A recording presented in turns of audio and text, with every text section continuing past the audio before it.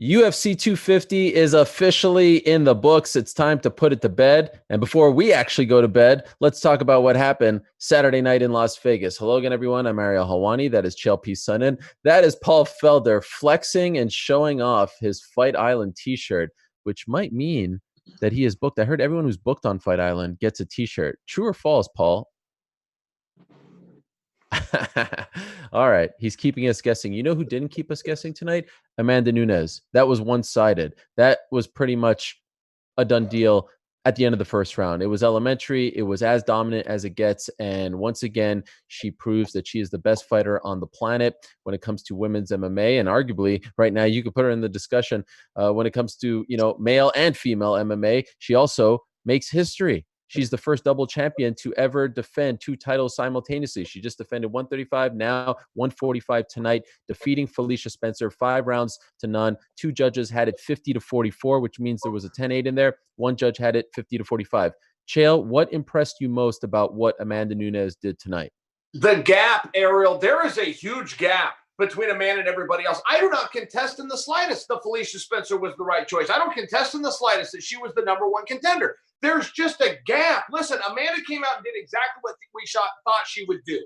Okay, power, timing, footwork, but she also had a little bit of a smile on her face. I think she's one of the few fighters who actually enjoys her job, who doesn't feel the pressures and stresses. I also took a lot away from the body language as Dana put the belt around her and she did a full celebration. Look, I don't think she's tired of this. I think she still likes the pat on the back. I think she still likes the accolades and has more work to do.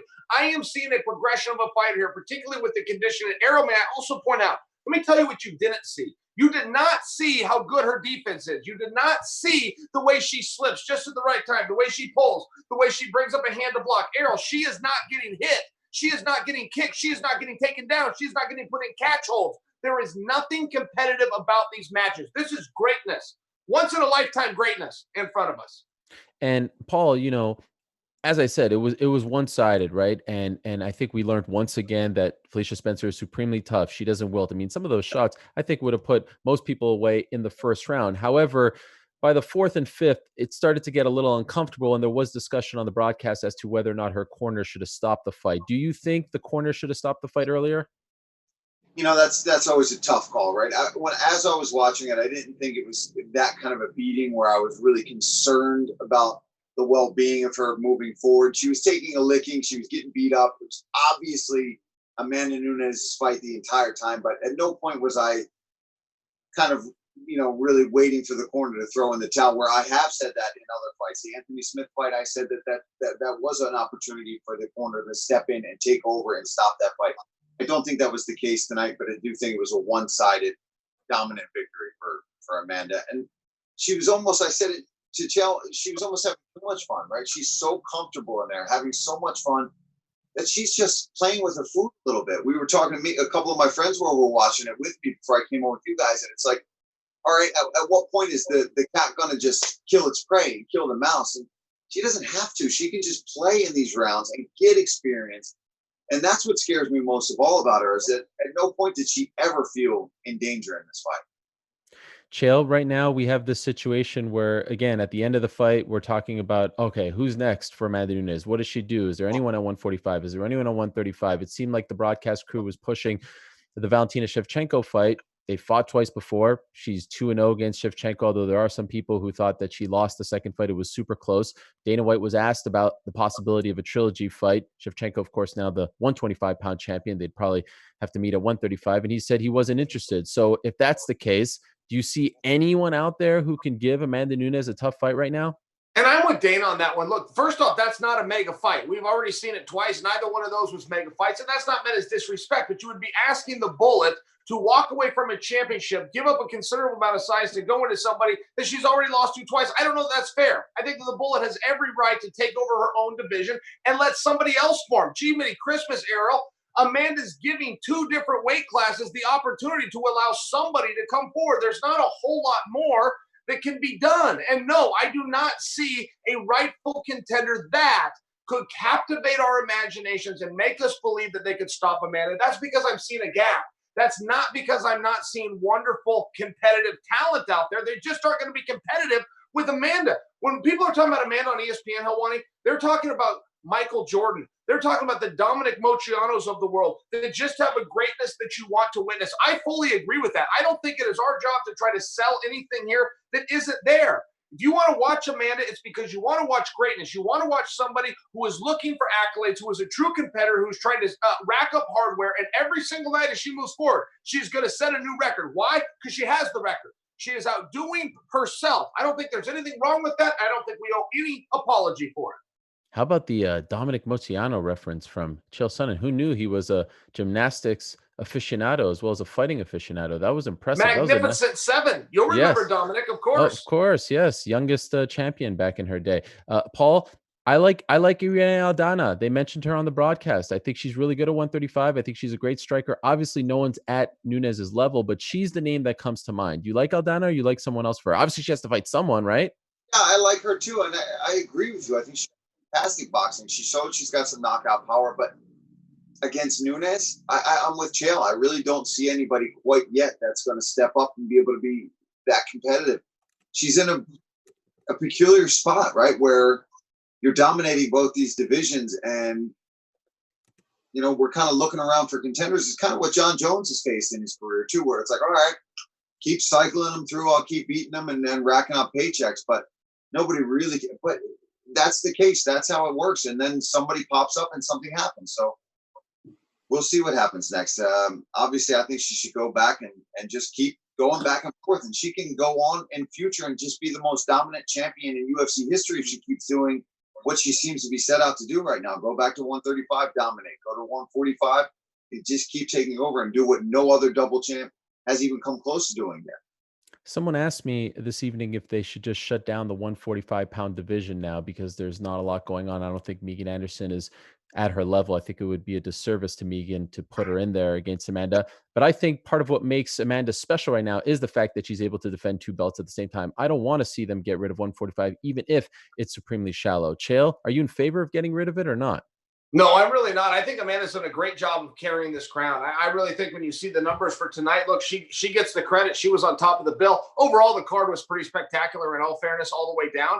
But no, Ariel, I can't really fully agree with you on Megan. I hear what you're saying. I do see a gap there. But if Megan has earned the opportunity and she is the true number one contender, whoever that might be, they have the right to go out there and try. And they might know something that we don't. Look, I really thought that Felicia at some point was going to get her moments in this fight. It simply didn't happen, but I thought it would. The reason I bring that up, you have to lay the foundation to then lay the blueprint. You have to have the blueprint as a coach to take it to your athlete, to inspire them, to make them even believe that they compete with Amanda. We're not to step one, Ariel. We don't even have the lumber or the hammer and the nails to the job site as of yet. It's an unbelievable thing what we're watching with her. You see, and I think that was a construction reference, Ariel. You take the hammer and the nails and the yes. You just forget it. Go ahead. Okay, listen. I wanted you to have your moment there. Did you get the reference, Felder? No, man, I don't hammer. I hammer people and punching people. I'm not a construction guy, and I've never been a handyman. Chael, you'll have to show me. Well, I will say mazel tov. Mazel tov to Amanda and her partner Nina. They are expecting their first child, so it's a very exciting time. That is what's next for her, right? That is what's next for her. September 15th, I believe John Anik said on the broadcast. So that's very exciting as well. All right, let's move along now to the bantamweight division because there was a bit of a tournament going on there. Paul, Aljamain Sterling in my mind is the bantamweight champion of the UFC. He's the uncrowned champ. He's the king without a crown. He should be the champion tonight, holding gold. That should have been a vacant title fight. What do you think of that statement? I think that's a bit bold, but he could become that champion. And I think he is going to be the guy fighting for that belt, especially after that performance. I mean, you can argue based on how the things went tonight that you could ask Cody Garbrandt to step in, but I think he needs to keep going on the path that he's on. He had a dominant performance, beautiful knockout, but I think based on the knockout losses that he's had, he needs a little more time to settle in and get back into his comfort zone. And I think Aljamain's got to be fighting somebody for that belt next. So I do agree that he should be at least fighting for that belt in the very foreseeable future. Ariel, would you mind if I piggyback on that? Please. I also have a thought along those lines. Listen, Dana had made a statement as recently as yesterday that it is going to be a title eliminator fight, the one between Aljo and Sandhagen. I just have to think that Dana might rethink this. Look, Cody Garbrandt was later on the card. Cody Garbrandt's a former world champion. Cody Garbrandt was spectacular, a very good opponent. I only offer for you how we're to look at a match when the same weight class is a featured fight on the same card is a surprise for me. And guys, for some reason, I don't hear Marlon's name. Marlon beat Rivera. Marlon beat Sterling. Marlon's last fight, he beat Jose Aldo. Marlon is currently ranked number 1 in the division. At some point, we have to talk about it. If we're going to do Aldo and we're going to do Jan, it would seem as though whoever wins this mythical debate between Sterling and Cody Garbrandt would go and fight Marlon on that same card. And then we would have a number 1 contender. That's my 2 cents. Okay, so what about the idea of replacing Jose Aldo with Sterling and just doing Sterling versus Petr Yan next? Would that be unfair to Aldo? Paul, would you like to go and tell Ariel what a jerk he is for even suggesting it, or Well, should I take it from here? I'm not the only one. Yeah, he's saying that Marlon is the guy that deserves to be in that spot. No, I'm saying Sterling. And he already beat Sterling, so it's really the matter of, who can we match up Maurice with? And I agree. You're right, Chael. That's a great point that he should be up there in this conversation, and he kind of did get just kind of forgotten here. He's not even being discussed. I mean, when we look at Jose Aldo, so many people were upset that Aldo was given the nod when Marlon had just beat him. Aldo was given the nod off of a loss. I mean, in all fairness, where Marlon fits in there, and if they're looking for some parity, at one point they were, because Marlon already fought Cejudo. So Cejudo's now out of there. It seems like it's time to bring Marlon back. But Ariel, I can't co-sign what you said. Let's not take an opportunity away from Jose Aldo. If he's been promised it, a deal's got to mean something. Fair enough. I'm a big Corey Sandhagen guy. I was high on him. I'm blown away by that performance from the Funkmaster. This is a guy who got knocked out brutally by Marlon Moraes and then has rebounded from that to win 5 in a row against some of the best at 135. What impressed you most about Chael? He just subbed the guy who looked amazing in the UFC and did it when he was very dry, right? I think that might have helped him, but was relentless. It seems like there's a different Aljamain Sterling in front of us. The knock on him in the past was that he was really good in the gym and for some reason kind of tentative in the cage. That guy is not there anymore. He's 100% full go all the time, living up to his potential right now. And my interpretation of watching Sterling's losses was all the same. And it wasn't him getting caught, Ariel. It was more that he was finding himself in fights that were harder than he thought they were going to be. Whenever that happens, things unravel quickly. You begin to take chances that you want to take. You leave yourself exposed. That's what I saw as a little bit of the theme of some of those losses. He knew what he was getting into with Sandhagen. And should he be the number 1 contender, or he has to go through one more, he's certainly going to know what he's getting into then. Listen, this guy's a problem, but he's got to have his head with it. If he ever gets a little bit too confident, that's a very real thing. That confidence, too confident, kind of works for Sugar Sean. But for Sterling, he needs to stay in the moment. When he does that, Ariel, this guy's impressive. Yeah, what a win for him over Corey Sandhagen. So he'll be next for the winner of Petr Yan versus Jose Aldo. We don't know when that fight will take place, but we're told on Fight Island. Maybe Paul knows a little more since he's wearing the T-shirt. We'll find out perhaps later on in time because he's holding out on us. What about Cody Garbrandt? We'll go to the co-main event now. Knockout win over Rafael Santos. Holy smokes, he has the new hair. He's got the new striking coach, and he walks off with a unbelievable right hand like that. Is Cody Garbrandt back, Paul Felder? Yes, 100%. That is exactly what he needed to be back. He had his swagger back into that second round. He needed to just get his feelers out there. He landed some really beautiful leg kicks. His speed was there, and he was able to use his movement and not get hit. That was my biggest concern, was just be able to be technical, be smart, stay in the fight, use your strikes, and not get just into a brawl. And you saw at moments he could have gotten baited into that, right? They were exchanging. He hurt him, and instead of rushing in and getting wild, he sat back. He picked his shots, and he found that beautiful moment against the cage. And you saw the entire time, you heard the commentators talking about it like, look at his eyes. He saw that whole time and ripped that right hand. I mean, if that doesn't get your confidence back, if that doesn't spike your mojo to be able to catapult yourself right back into that title picture, I don't know what does. He's back in a big way. I think he's going to learn how to split his time between Team Alpha Male and Mark Henry's gym in New Jersey. I mean, I don't know about the haircut, but other than that, he looked fantastic. Okay, wait. So go ahead, please, Ariel. I was just wondering, are you advocating for him to jump over Aljamain, or you're saying eventually he'll get back in there? Eventually, no. I think the opposite of that. I think. Okay. Listen, I think that the fact that it was a 3-round co-main event, it wasn't a main event. You didn't have to worry about 5 rounds. Me and Chael talked about it. He didn't have to do all that extra sparring. He knew he was going to be in shape for 3 rounds. He looked brilliant. Give him another one like that. Don't rush this kid. He's still young. He already showed that he can be champion. This kid has been a stud for a long time. I've been watching him. He's still really young in his career when you think about it.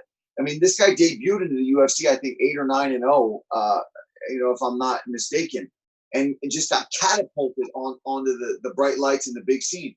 I say, give him another contender. Let's see if he can do that again, and then he can be in the mix for that title shot. He would probably argue that he wants to be in the title picture, but as somebody that's a fan of him and a friend of his on the side, I think another big fight like that, where it's still a huge fight, he's still a huge name, he's a big draw, but I think he should be built back up, and I do think he could be champion again. Chael, you wanted to say something about Cody? Well, I was just going to add this one thing about when he left, okay? And this was in March of last year, but he left, and there was a narrative that he was a little bit chinny, and that's a little bit of a derogatory statement, a colloquialism used within fighting to mean your chin goes a little bit, you can't take the shot that you used to. And many people think once that happens, you're done. But Ariel, that's false. There's ways to bring that back, particularly when you're as young as Cody. The only way to do that is to take some time off. But Cody removed himself not only from fighting, he also removed himself from sparring for 11 and a half months. He rested it completely. Now, is that the recipe for success? He wasn't fully tested on that tonight, but I do think it's a relevant point to bring back. When Paul's saying that Cody's back, I thought he looked back too. And also, one knock on him, and it's hard to find ways to correct a world champion, but he gets angry in fights. If you hit him, he gets angry. He sees red. He just wants to hit you back no matter what the cost. That didn't happen tonight also. He never really took that shot that took him out of his game. When he's on his game, when his feet are moving, when his hands are moving, he's very powerful for that weight class. And I think if he can keep in that headspace, hard to do, easy for me to say, but if he keeps in that headspace, this isn't the last you've seen of Cody Garbrandt by his side. Okay, so a big one for Cody Garbrandt, a big win for Aljamain Sterling, a big win for Sugar Sean O'Malley, defeating Eddie Wineland with a tremendous KO in his own right. Paul, is O'Malley ready for the top 5 of the division, or do you want to see him continue to get this slow build? That's tough, man. I think he is ready, but I think that they can take their time with him. I think this is a young kid who's still a top prospect. You know, another guy whose record is not that extensive coming into the UFC, doesn't have a ton of fights before he got onto the big show. But I think top 10 for sure, maybe a little higher than that. But I don't think he should be thrown right to the top 5. There's, especially based on tonight, right? We've seen that there's guys out there who are more deserving of it, who have been around, who have been in those bigger fights, who have been tested against the higher level competition. Not that Sean can't hang with any of those kids. He impressed me so much tonight, man. I had him winning that fight anyway, but the way he did it, I mean, my God, the kid impresses me every time he steps into that octagon. But I'd like to see him get tested again against, but now for sure, a highly ranked opponent. But maybe not. Ariel, you want to know something? I reject the premise of that question. That implies, should they continue to build him? That's condescending. That implies that he's been done a favor. He just beat a world champion. He just beat a guy that not a current world champion. For the world Calm down. It's been a while ago. Excuse me. Wineland is like the Cub Swanson of that weight class. That is not an easy draw. Maybe you can beat him, but you're going to be in for a rough night. Sean O'Malley went out, got him out of there in the first round. I'm just saying, to make believe that Wineland is on your path to an building, I got to reject that a little bit, man. This win means something. You get Wineland out of there in less than 5 minutes? Come on. Good job. Okay, and I'm not trying to disrespect Eddie Wineland. I'm just saying he's not in the, the top 5, top 10 right now. He was the champion back. He was the first ever WC champion. I mean, I was in diapers when he was the champion. All right, it's been a while. That's all I'm saying. But I'd like to see the progression. That's all. Okay, fine. The hair, I think we can all agree, was supremely impressive. I mean, the multicolored cornrows. I would love to see Chael with a look like that. All right. I believe Daniel Cormier referred to it as Teen Wolf. Yes. No, that was for Cody Garbrandt. Chael, come on. Who are we talking about? We're talking. Who are you talking? Oh, Sugar Sean. We were on Sugar Sean. By the way, are you going to give Bruce Leroy a shout out here? I mean, yes. Come on. Bruce Leroy, Cody Stamann, Herbert Burns, a ton of great performances. Once again, the smaller cage leads to great performances. I say they keep that thing rolling along with the smaller cage. I love it. I love the smaller cage. It's a lot of fun. All right, so that's 250. Before we go, guys, some breaking news. Conor McGregor announcing his retirement again on social media. It's all very fluid and developing. Chael, you are rolling your eyes. Are you not buying this one? Does he not have enough attention? I mean, really, do you have to attack a bus for attention? Do you have to start a whiskey brand? Then you have to retire through social media. You don't think a guy like that's going to retire on the worldwide leader known as ESPN? He chose Twitter. Come on, man. There's nothing. Fake news. Paul? Yeah, I mean, I'm with Chael 100%. We know this. I mean, we just talked about that. Amanda Nunes defends both belts, and then suddenly Conor McGregor is retiring on social media. It's at what time in Ireland? 6 a.m. What's going on over there? He's up late. That's called a bender, gentlemen. All right. We'll find out. Developing situation is developing, I think they say online. A lot going on, a lot of unrest, a lot of tension at the top, and Dana White voicing his concerns and displeasure at the post-fight press conference. I suggest you check that video out as well. So we're out of time. There's so much going on. I feel. Wait a minute. Where do I find that video? That sounds interesting. Where do I find it's that on the video? ESPN MMA YouTube channel right now. Thank you. All right. There is a little cheap plug for you. Chael Sonnen, good night. I can still go for another hour here, but I think we have to go. I think they're kicking us out. You see, Ariel, it starts with lumber, and then you use a foundation. Just forget it. Just forget it. All right, Chael, you're the. What's that? Get an air fryer. Yes, air fryer. Yes, air fryer. And that get was me a before the show, Paul. Yeah, no one knows what you're talking about, Paul. The this whole thing has gone unhinged. Get me a pina colada, okay? Virgin pina colada. I don't like the alcohol at Fight Island there, okay, Paul? Yes, sir. Chael, Paul.